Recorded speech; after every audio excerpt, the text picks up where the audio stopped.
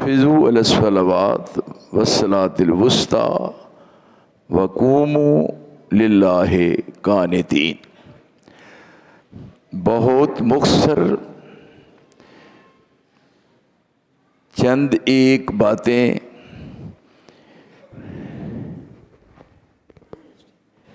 جن میں آپ کے لیے اور میرے لیے فائدہ ہی فائدہ ہے، آپ کے سامنے عرض کروں گا۔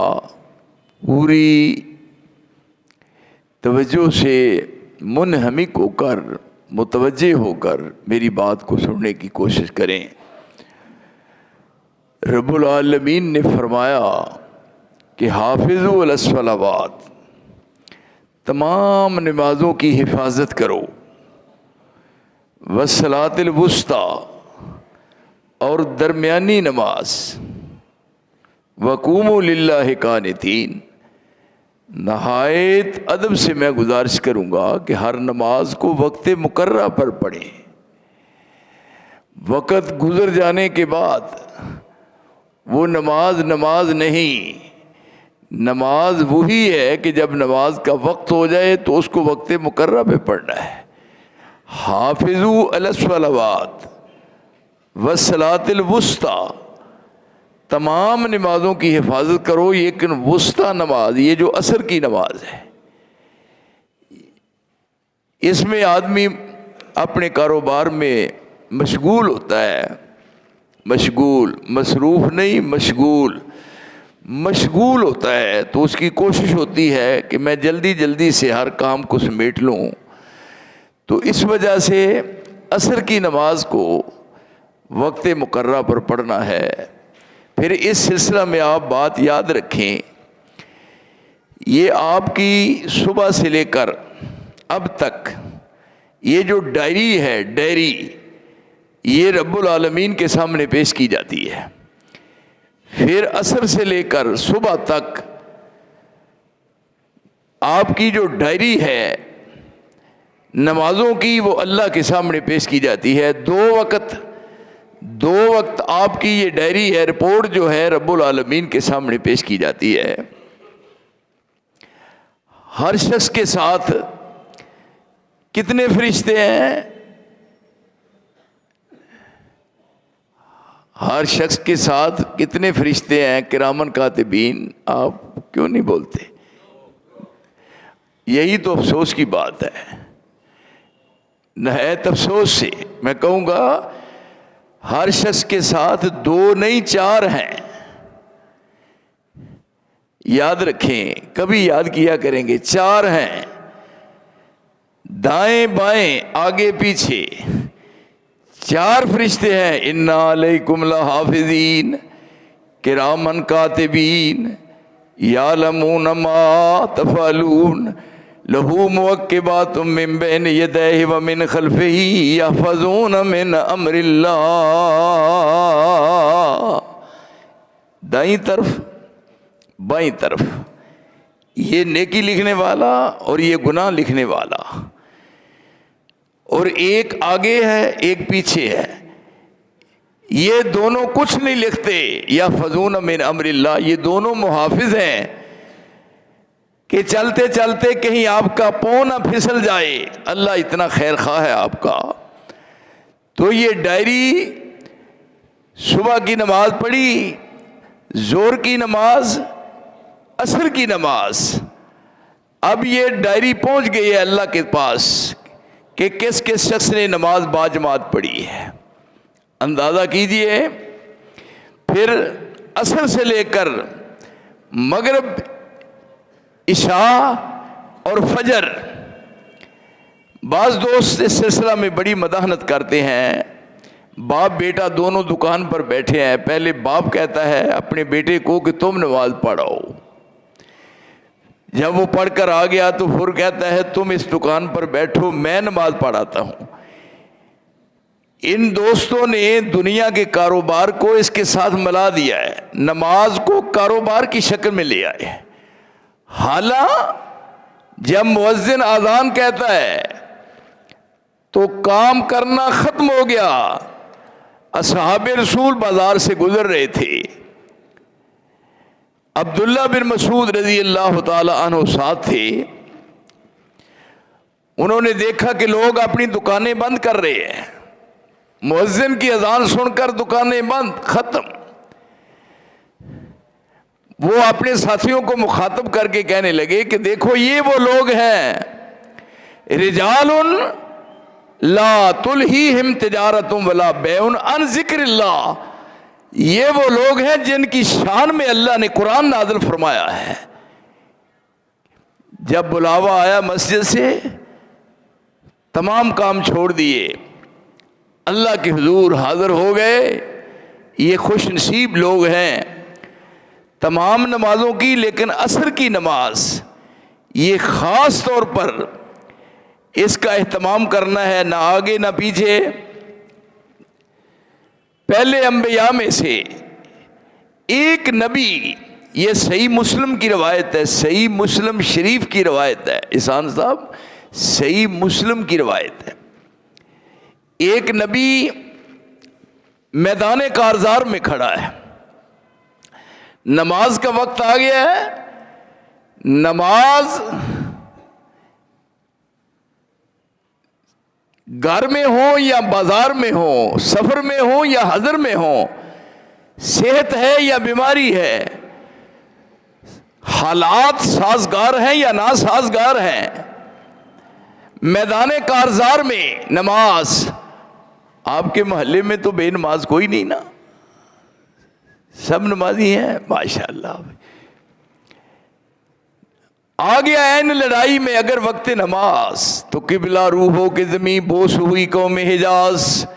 دشمن کا مقابلہ ہے اور 2 رکعت نماز پڑھنی ہے. نماز پڑھنے کا طریقہ میں آپ کو سمجھا دوں، میں بھی آپ بھی. ہو سکتا ہے کہ کوئی پروگرام بن جائے تو ہم بھی وہاں سرحد پر جائیں، اللہ کرے ایسا بن جائے، آمین کہہ دو. 2 رکعت نماز پڑھنی ہے اور میدان کارزار میں جماعت کروانی ہے. امام صاحب کھڑے ہیں، آدھے دشمن کے بالمقابل کھڑے ہوں اور آدھے پیچھے کھڑے ہیں. 1 رکعت پڑھنی ہے. 1 رکعت امام نے پڑھا لی ہے. اب 1 رکعت کے بعد امام کھڑا ہے. وہ پچھلے جو مقتدی ہیں انہوں نے اپنے طور پہ 1 رکعت مکمل کرنی ہے. سلام وہ خود بخود پھیر لیا ہے اور چلے گئے ہیں. وہ دوسرے آ گئے، وہ ان کے ساتھ مل گئے. امام کی دوسری رکعت ہے اور جو مقتدی ہیں ان کی پہلی ہے. اتحیات کی شکل میں امام صاحب بیٹھ گئے، وہ اپنی دوسری رکعت مکمل کر لیں اور وہ بھی بیٹھ گئے، یہ بھی بیٹھ گئے. اتحیات پڑھا ہے، سلام انہوں نے اکٹھا پھیر لیا ہے. سمجھ آ گئی؟ یہ نماز پڑھنے کا طریقہ ہے میدان کارزار میں، میدان جنگ میں. ہماری ملٹری کے جتنے لوگ نماز پڑھنے والے ہیں، خاص طور پر یہ جو ملک کا سربراہ ہے جس نے صرف ایک آیت یاد کی ہے کسی سے کہ ایاک نعبد و ایاک نستعین، ایسا بدنصیب ہے جس نے پوری زندگی میں اس کا معنی اور مفہوم نہیں سمجھا. تو اب یہ 2 رکعت نماز ہے. اگر حالات اس سے بھی زیادہ پریشان کن ہوں تو پھر نماز پڑھنے کا طریقہ یہ ہے کہ دشمن کی طرف کھڑے ہیں، صفیں درست کرنے کی ضرورت نہیں. ویسے آ گیا ہے لڑائی میں اگر وقت نماز، تو قبلہ روح ہو کہ زمین بوس ہوئی قوم حجاز. ایک ہی صف میں کھڑے ہو گئے محمود و ایاس، ایک ہی صف میں کھڑے ہو گئے محمود و ایاز. نہ کوئی بندہ رہا اور نہ کوئی بندہ نواز. بندہ و صاحب و محتاج و غنی ایک ہوئے، بندہ و محتاج و غنی ایک ہوئے. تیری سرکار میں پہنچے تو سبھی ایک ہوئے. ان لوگوں کی عزت اللہ کے نزدیک کتنی ہے؟ میدان جنگ میں نماز ادا ہو رہی ہے، آدھے آدمی دشمن کے بالمقابل اور آدھے پیچھے ہیں. نماز دونوں فریقوں کی مکمل ہو گئی اور اس سے آگے حالات جو بڑے پریشان کن ہوں. صلاۃ الخوف رکعتن، صلاۃ الخوف رکعتن علی ای وجہ، پھر 1 رکعت ہے. نماز یعنی جنگ کے موقع پہ صرف ایک رکعت ہے، دشمن کی طرف منہ ہے، سامنے ثنا، دشمن کی طرف منہ ہے، الحمد پڑھنا ہے، سورۃ اخلاص پڑھنا ہے، اور سامنے کی طرف رکوع کرنا ہے، ایسے ہی اوپر سارا ہے۔ پھر رکوع کے بعد رکوع کرنے کی ضرورت نہیں، کھڑے ہیں، رکوع ہو رہا ہے، اور پھر رکوع کے بعد قومے کی شکل ہے، پھر سجدتین کی شکل ہے۔ یہ پوری کی پوری نماز دیکھیے، سلام پھیرنے کے لیے اس طرف منہ کرنے کی ضرورت نہیں، اس طرف بھی نہیں۔ صلاۃ الخوف رکعۃ علی ای وجہ، صلاۃ الخوف رکعۃ، یہ ایک رکعت ہے، دشمن کی طرف منہ کر کے نماز شروع کریں گے تو ایک ایک دفعہ ایک ہر چیز کو پڑھ لیں، جتنا اپنے گھر میں یا اپنے گاؤں میں یا اپنے شہر میں مسجد میں نماز پڑھنے کا ثواب ہے، ایک رکعت کے بدلے میں اتنا ہی ثواب عطا کر دوں گا۔ لیکن اس کو دیر سے نہیں پڑھنا۔ وہ ایک نبی، پہلے انبیاء میں سے ایک جلیل القدر نبی، عظیم الشان نبی گئے ہیں، نماز عصر کا ٹائم ہو گیا ہے، اب نماز پڑھنی ہے عصر کی، اب کیا کریں؟ افسوس۔ اب اگر وہ نماز کے لیے صفیں درست کرتے ہیں تو دشمن حملہ آور ہوتا ہے، اگر دشمن کا مقابلہ کرتے ہیں تو نماز کا وقت ضائع ہوتا ہے۔ یہ کتنا اہتمام ہے، نماز کا کتنا اہتمام ہے۔ نبی من الانبیاء، تمام نبیوں میں سے ایک نبی، آسمان کی طرف نگاہ اٹھائی، سورج کو مخاطب کیا۔ یہ حدیث ہے، یہ کوئی نوائے وقت کی خبر نہیں یا اردو ڈائجسٹ کی بات نہیں، یہ حدیث رسول ہے، صحیح مسلم شریف کی روایت ہے۔ وقت کے اس نبی نے آسمان کی طرف نگاہ اٹھائی، سورج کو مخاطب کر کے کیا کہا؟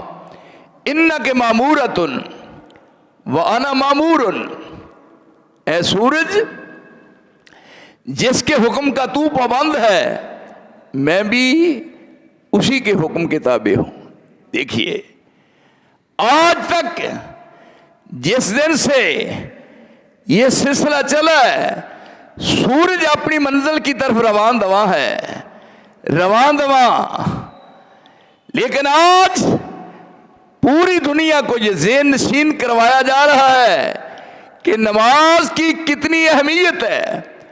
وقت کے نبی نے سورج کو مخاطب کیا کہ انک مامورۃ وانا مامور، تو بھی مامور ہے اور میں بھی مامور ہوں۔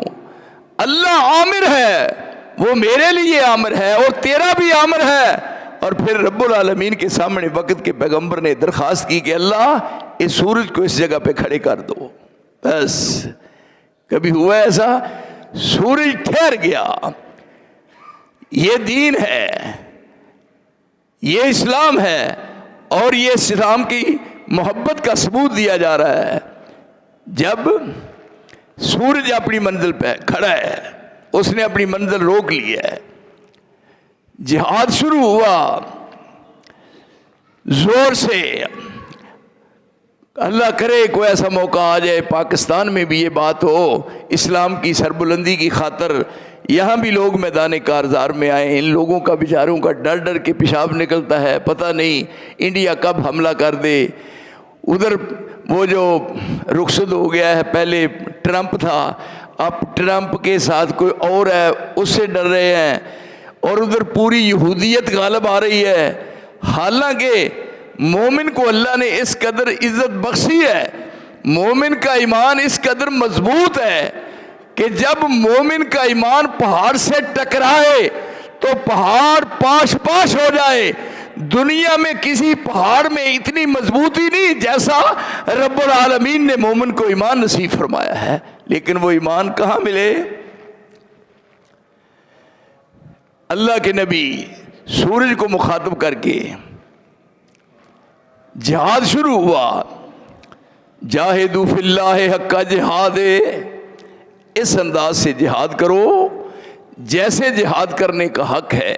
یا ایھا النبیو، जाहिदिल कुफ़ार वल मुनाफिकीन वगलुज़ अलैहिम, ए रसूल इनसे जिहाद करना है और सख्ती करनी है। और आप मैदान कारज़ार में फौज की खुद कमान कर रहे हैं, फौज की खुद कमान कर रहे हैं। अंदाज़ा फरमाएं, ये रसूल अरबी कमांडर इन चीफ है, फौज की क़यादत कर रहे हैं। ये घर में नहीं कि लड़ाने वाले और लड़ने वाले और हों ना, आप मैदान कारज़ार में खुद खड़े हैं और अल्लाह की मदद और नुसरत शामिल हाल है। और देखिए वो इर्द गिर्द वो कैसे हैं। फिर आपको ज़ख्म आए और वो आपके सामने जो जियाले थे आपके मानने वाले, उन्होंने बहादुरी का सबूत पेश किया मैदान कारज़ार में।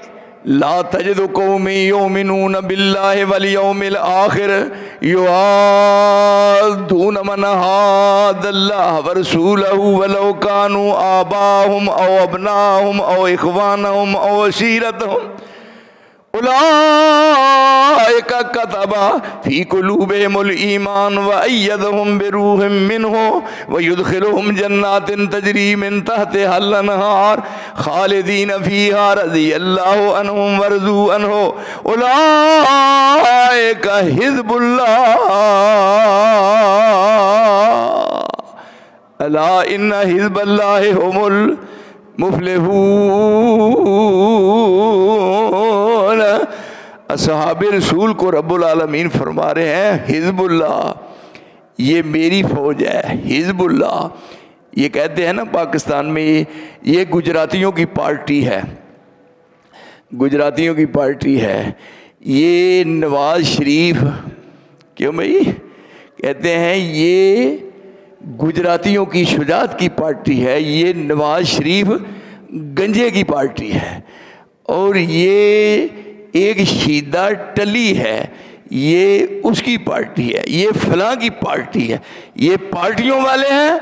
रब्बुल आलमीन फरमाते हैं उलाइका हिज़्बुल्लाह, रसूल अरबी की जमात ये मेरी जमात है। उलाइका हिज़्बुल्लाह उलाइका हुमुल मुफ़्लिहून। और उन्होंने फिर किरदार से साबित कर दिया कि इस अंदाज से साथ देना है। देखिए ये कौन खड़े हैं, अब्दुल्ला बिन अबू उबैदा बिन जर्राह। बात खत्म करूं, अबू उबैदा बिन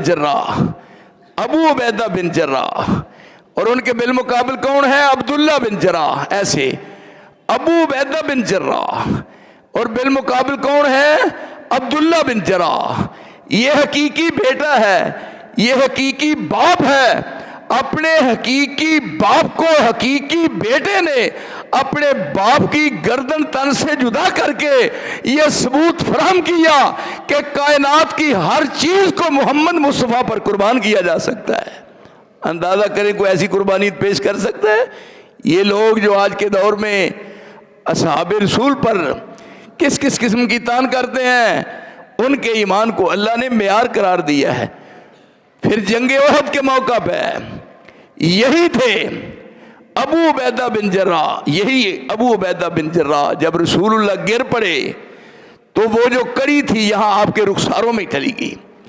यहाँ दोनों रुखसारों में वो कड़ी आगे तक गई है, पूरा जोर लगाया, लेकिन आपके रुखसारों से वो कड़ी नहीं निकलती। तो यही अब्दुल्ला अबू अब्दुल्ला बिन जर्राह, ये अबू उबैदा बिन जर्राह अपने दोनों दांतों से जोर लगाकर ये कड़ी रसूल के चेहरा अनवर से कड़ी निकाल रहा है, और साथ ही उसके दोनों दांत भी निकल गए। और जब बात करता था तो लोग कहते थे, सहाबा कहते थे, ये अबू उबैदा बिन जर्राह तेरे यानी चेहरे की तरफ हम देखें कितना खूबसूरत है, लेकिन तेरे ये दोनों दांत निकल गए हैं। तो इनका कोई बंदोबस्त हो सकता है कि दांत लगने से चेहरे की खूबसूरती में फर्क ना आए। तो अबू उबैदा बिन जर्राह कहने लगे, मुझे फख्र है कि ये मेरे लिए जन्नत का सर्टिफिकेट है, मैंने ये दांत निकलवा दिए लेकिन मोहम्मद की मोहब्बत में फर्क नहीं आने दिया। ये वो लोग थे, ये हैं।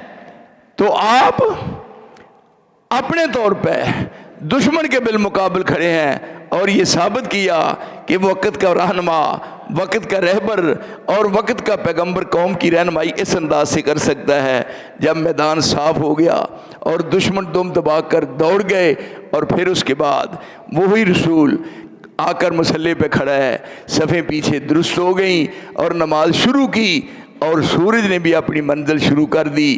فرمایا یہ نماز کے لیے سورج چلتے کو آج تک کبھی نہیں سنا، کبھی ایسا قاری صاحب نہیں ہوا کہ سورج اپنی منزل روک لے، لیکن نماز عصر کے لیے سورج کو روک دیا گیا کہ نماز عصر کا وقت ضائع نہ ہو جائے۔ ادھر میدان کارزار میں فتح بھی نصیب ہوئی اور رب العالمین نے ذہن نشین کروا دیا کہ کچھ بھی ہو جائے اس کو برداشت کر لو، لیکن نماز عصر کے وقت کو ضائع نہیں کرنا۔ اللہ عمل کی توفیق عطا فرمائے۔ وآخر دعوانا الحمدللہ۔